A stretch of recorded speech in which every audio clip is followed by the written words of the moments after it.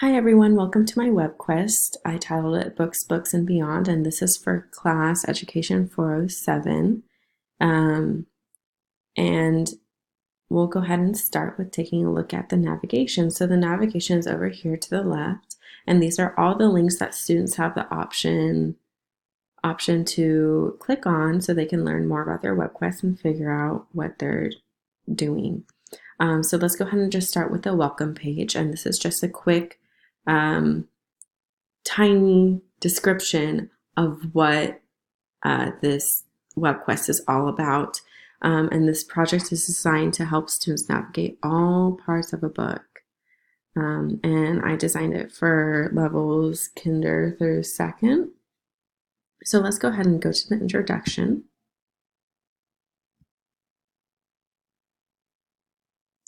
And here you can see a small description of what they're going to be doing.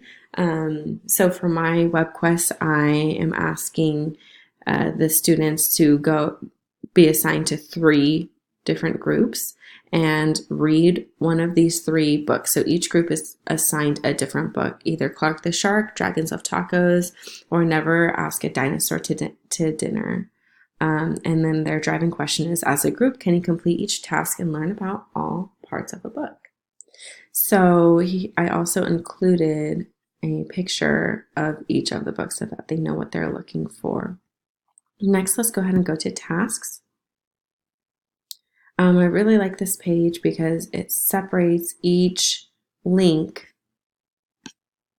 and is very easy to navigate. So first link that they come upon is, before reading the story, use this link to refresh your memory about the story. So they just click this link and it opens up YouTube.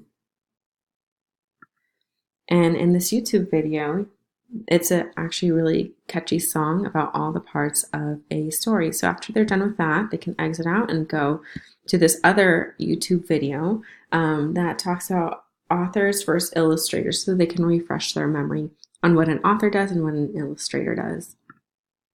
Then they actually have each link to listen to the story. So if they were assigned Dragons Love Tacos, they click on this and they can actually listen to the story on YouTube. Excuse this ad. Listen to this video on YouTube and actually see the pictures while listening to the story, which is just a different way that they can listen to books. I thought it was really neat.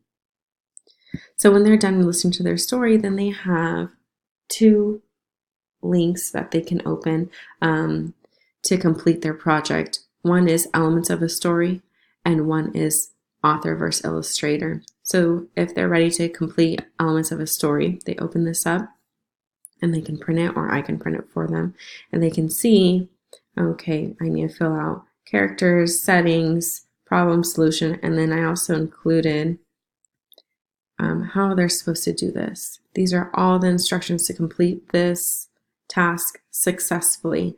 Same with this link, Author versus Illustrator, that they're going to include in their project. I included, once again, a description on how they're going to complete this successfully. Next is the process. So this is just an easy way to break down what they're going to do. Here's steps 1 through 7, exactly what they should be doing. And I also included some tips. So I want them to communicate and work together. Take your time and ask for help, because I'm here to support them. Next is the evaluation, which is the tab over here. And this is where they see exactly what's expected of them. And if this is too small for them, if they want to print it out, if they want to know and keep this, there's also an option to print it out over here.